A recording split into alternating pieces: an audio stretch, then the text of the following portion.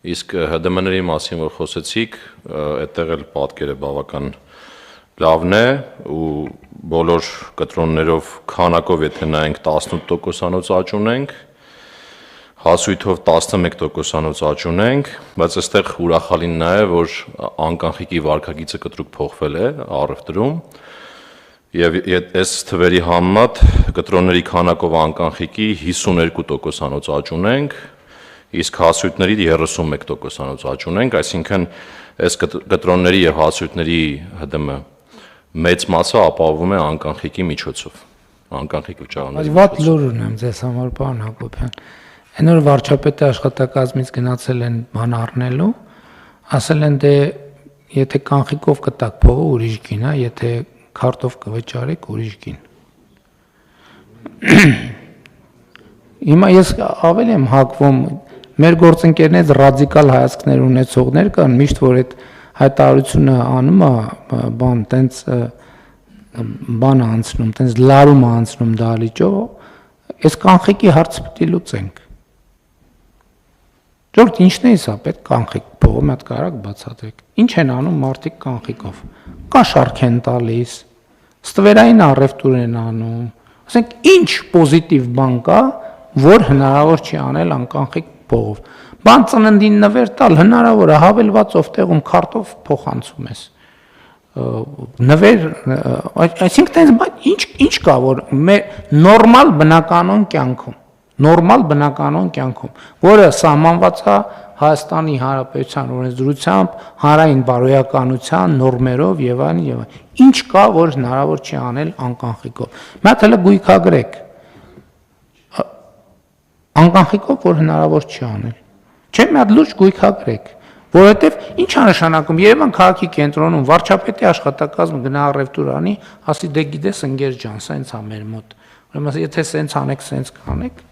փակեք այդ խանութը։ Փակեք այդ խանութը։ Ձևը գտեք, փակեք այդ խանութը։ Ստուգելու եմ, չգիտեմ ասածս ինչքանով է, փակեք այդ խանութը։ Այդ խանութում առևտուր պետքա չլինի։ Իմ վրա եմ վերցնում անձնական պատասխանատվությունը ու ամեն օր կողքով անցնելու եմ։ Միջև անձնական թույլտվությունս չլինի, այդ խանութը պետք է չբացվի։ Կզեկուցեք անձամբ։ Քանի սենց խանութի տեղ իմացա, ամբողջ պատասխանատվությունը վերցնում եմ իմ վրա։ Փակվելու է այդ խանութը, առևտուր չի լինելու։ Միջև անձնական թույլտվություն չտամ, առևտուր չի լինելու։ Հաջորդ այդ բջջային հեռախոսների համակարգը արագ ներդնել։ Երկրում չի կարող լինի մտնի բջջային հեռախոս, որի հարկերը վճարված չեն, բացառությամբ ոնց որ պայմանավորվել ենք։ Ամեն քաղաքացի տարեկան կարա մի հեռախոս իր անձնական, թող երկու հեռախոս թող տարեկան մտցնի։ Չէ, որ չստացվի, որ մի հատ իր համար է բերում, մի հատ ընտանիքի, թող երկու հեռախոս թող տարեկան իր բանի համար մտցնի, բայց այդ պետքա մենք կարողանանք վերստուգել։ Ոնց կարելի է սենց վարվել։ Այսինքն մի ժամ ես կարդում եմ այս ծրագրերը։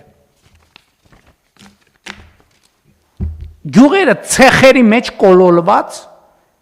ցեխից դուրս են գալիս։ Մի հատ էլ ասում են, հա ինչ են անում, ասֆալտ են անում, էլի։ Որովհետև իրանց պատկերացումը մեր քաղաքացին, մեր գյուղացին պետքա ցեխի մեջ ապրի։ Բանի